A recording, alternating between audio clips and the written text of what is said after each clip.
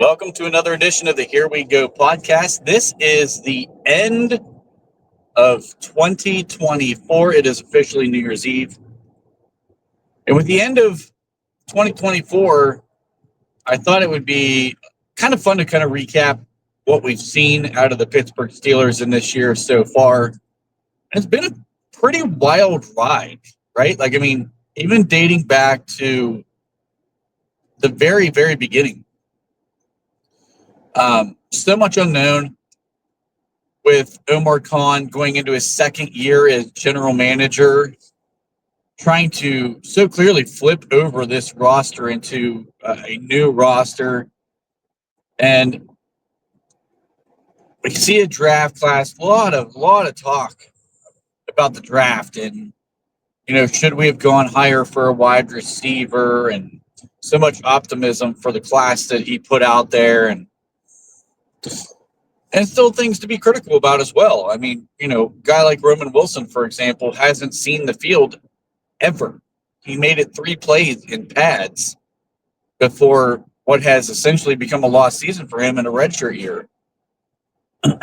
But I think as a whole, people are really happy about the way that he's put together 2 really strong draft classes. We've seen a lot of production out of these 2 draft classes. We've seen a lot of contributions, both as starters and as role players. And in the offseason, he does something that here in Pittsburgh we haven't seen in a long time. He was aggressive, goes out and signs a guy like Patrick Queen. Depending on your feelings about how Patrick Queen has played since coming here, the thing that I think is important is just that for once as a franchise, we're taking chances and being aggressive in free agency and not just trying to do rebuilds through the draft, because it's very hard in this day and age to win with really, really young teams unless you have a really good established quarterback. We clearly didn't have that going into the year. Excuse me. And so we go into the year very uncertain at quarterback. We have Kenny Pickett. We let Mason Rudolph walk. We let Mitch Trubisky walk, naturally, of course, right? There was some contention about even letting Mason go, the way he put together that stretch of games late in the season in 2023. A lot of people in this fan base that wanted to re-sign him. There were still others in the fan base that were very passionate about Kenny Pickett being the franchise quarterback. And there was a lot of people in the fan base, similar to me, that thought neither of these guys were very good and that we needed to move on and try to find something. And Kenny would drive you crazy because he would do nothing for 3 straight quarters, and then he would put up 120 yards in the fourth quarter and finish the game with 135, right? But it would be 2 game-winning, drives where he throws a touchdown and he runs in a touchdown, and I don't know. He was maddening. So it's very controversial going into the offseason about the quarterback position. And, of course, again, in an aggressive move, they go out and get a guy like Russell Wilson to come in here and compete for Kenny Pickett. And then, of course, Kenny says, I'm not competing for my job, essentially. He wants out of town. And so many people absolve him of everything that happened. But it's insane to me. The dude did not want to compete for a starting job. He refused to dress as an emergency third backup, the third string backup, right, in Seattle. He wasn't exactly blameless in all of this. So while the team didn't do a ton to help out a young quarterback, he didn't exactly help himself out either in this whole thing. So you get this wild quarterback controversy. So what do we do? And in the offseason, I remember a lot of people wanted to go get Justin Fields because, of course, Chicago was going to trade him. They go get Russell Wilson, who was a free agent first before Chicago officially moves to trade Justin. And so we signed Russ for a vet minimum contract because, Denver's footing the bill for all of Russ's 2024 season. And then you also trade for Justin Fields. Another really aggressive move by Omar Khan to say, listen, we're going to put ourselves in a position that is the best position possible with what we have to work with right now. And again, that's extremely important to me as a fan because Kevin Colbert didn't operate that way. And I'm not saying that Omar Khan's way is right and Colbert's way was wrong, because whether you like Kevin Colbert or not, the thing you have to recognize as a fan is he kept his franchise competitive and won with his franchise for a very, very long time. And longevity in the NFL is as rare as anything that you're going to see in life. Guys don't last as long as, GMs like Kevin Colbert and coaches like Mike Tomlin. And you can argue that it's a loyalty thing with the Steelers and just the way that they do business and the way that they operate. But the fact of the matter is both of them won their entire careers. Both of them have Super Bowl rings. But Omar Khan is definitely bringing more of a new-aged nuance to the way that he conducts business. He was always the numbers guy. So the fact that the numbers guy is more aggressive in free agency is very interesting. And he says, a conditional pick to Chicago, which it looks like we're going to give up a 6th-round pick to have Justin Fields, who helped this team to a 4-2 record while Russell Wilson was hurt. But that's crazy. I mean, that is just absolutely crazy to me that we completely pulled one over again on Chicago, in my opinion. And whether you want to talk about it being a franchise quarterback or not, I think this organization was smart in doing what they did, because guess what? You got a first-hand look at this guy. He's in your facility.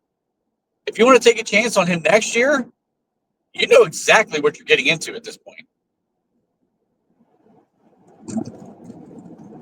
Another crazy thing that happens, first day in training camp, Russell Wilson doing what was as unnecessary a drill for a quarterback as anything I've ever seen in my life, because last time I checked, I've never seen a quarterback engage with somebody and block them and drive them downfield. So, what is he doing on a sled? Hurts the calf. The calf cost him 6 weeks into the season, which is just crazy. And, I don't recall hearing of anything that is so meaningless to a quarterback and yet cost them so much time in a season in my lifetime. So that, of course, was a wild ride. The moments of Corey Trice finally getting on the field, playing in the first 2 weeks, and then, of course, gets injured and goes on IR. But the first 2 games he plays in his career, he comes up with an interception, and a timely interception at that, in the end zone against the rookie Bo Nix in Denver, which really kind of shut the door on Denver in that game. More of a feel-good moment because that guy's been battling and he's been fighting to get back onto the field. And so I appreciate things like that. Losing James Daniels so early in the season, after already missing Isaac Seumalo prior to that. Losing Troy Fautanu in the second game of the season.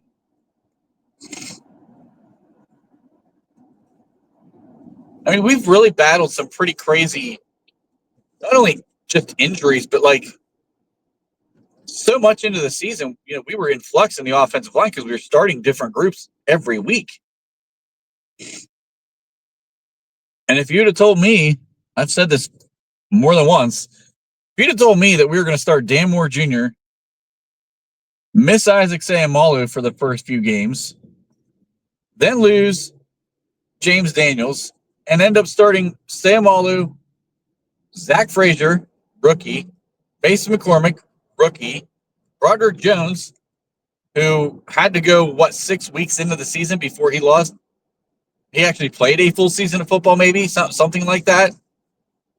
Second-year guy who has very limited reps in both the NFL and college.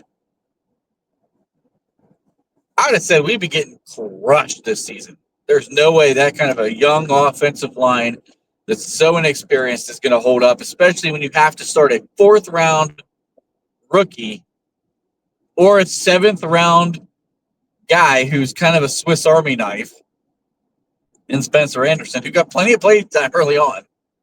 There's no way this team was winning. And yet, here we were. And here we are. No one had us at 10-6 in this time of year. No one. Fans tried to justify that, but as far as people who get paid for a living to do this, I'm not one of them, obviously. But no one had them at 10 games or 11 games. It was 9, 8. Some had them at 6. We've far outplayed expectations this year. So much contention about the Cam Hayward contract. My God. I don't think I could have found 20 people online that were in favor of the Cam Hayward contract. And I got absolutely destroyed for talking about the Cam Hayward contract and saying, this dude should get paid. I don't care what they pay him. He's one of the best interior defensive linemen in football. He was hurt last year. You can't take a groin injury and say this is who he is now and he's washed. Like, that was such a no-brainer for me. And I stuck by my guns on that one. And look what this guy has done. He's not only an all-pro, he should be in the Defensive Player of the Year conversation with the year he's at. Incredible. Incredible. So many people, nobody saw that coming. Nobody saw that coming. Cam Hayward is just an ageless wonder. I love it.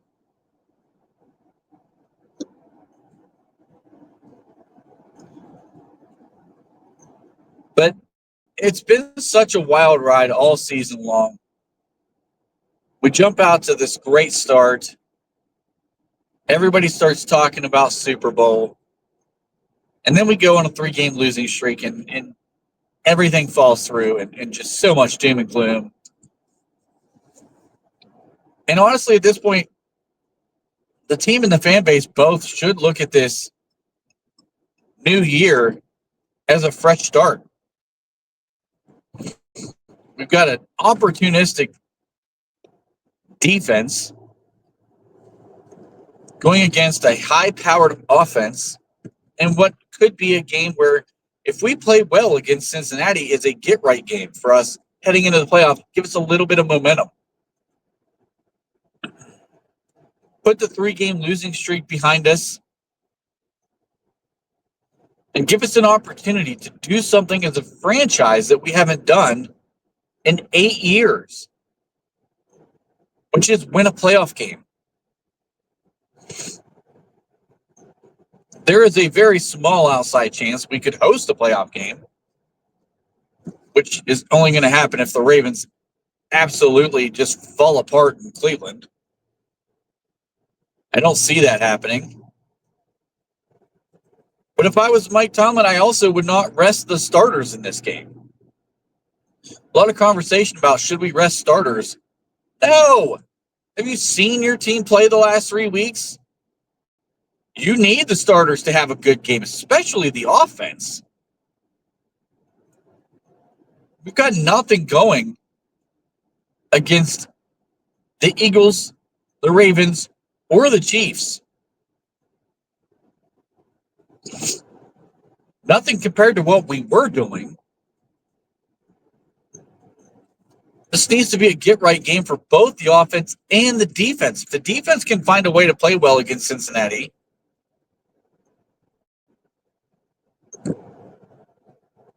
give us a little confidence, a little bit of momentum going into the playoffs.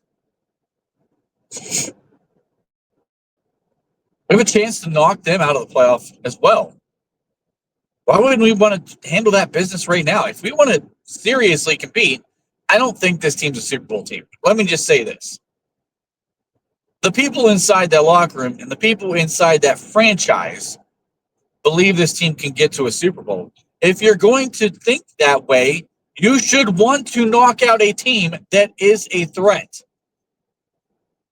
And while the Bengals defense is absolutely historically bad, their offense is a well-oiled machine. Get them out of the playoff. Much rather face a team like Miami at some point down the line if they accidentally won a game to move forward than I would against somebody like Cincinnati, who could maybe make some noise. So I think you take care of business in this one. You get rid of a division rival, and you get your team right going into the postseason, giving a little bit of momentum. Sometimes teams can get hot out of nowhere and make a run. A team that no one expects to do it. Pittsburgh could be that team this year. Again, I don't think so. But it's not out of the world of possibilities. Defense cleans up some of their communication errors and starts playing like the defense they were early in the season. AKA get Cam Sutton the hell out of there.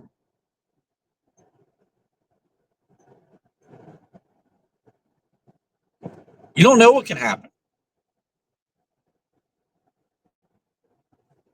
You don't know what can happen. Maybe we make adjustments to start taking away some of the short game and the quick passes that the offenses that found success against this defense have been trying. Maybe we play more Corey Trice, who's better as a press man cover. We get JPJ back who can press man cover. Maybe we take away some of these quick routes and we let Alex Highsmith and we let TJ Watt and we let Cam Hayward go to work. That's an adjustment that I would do. You want to win with your pass rush, quit letting people get the ball out of their hands in 2.38 seconds. You got two of the best pass rushers in the world on the edge, the best tandem in football, and you're taking away their ability by allowing teams to run short game on you all the time. Let your game wreckers be who they are. Take away the short game. Make Burrow stand under duress again. We've seen what he does when we put a ton of pressure on him and we've sacked him a lot. He can turn the ball over. And I'm not including the game where he was, had that operation in the offseason and they came into the game. I'm talking about other games where he's given us the ball because the pressure was in his face or he felt it coming.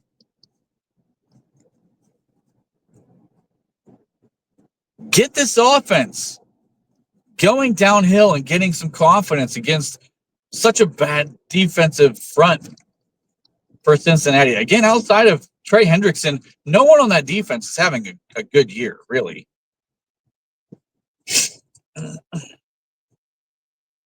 Come out attacking on offense. Show them that we've got a little confidence in you. Despite what we've seen the last 3 weeks, we still have faith that you guys can put the ball in the end zone.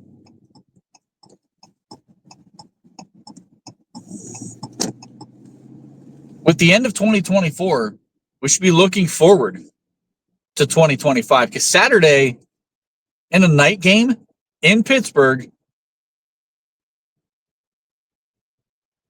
I'm hoping we hear Renegade a little bit early because this game's getting out of hand and Pittsburgh's dominating the Bengals.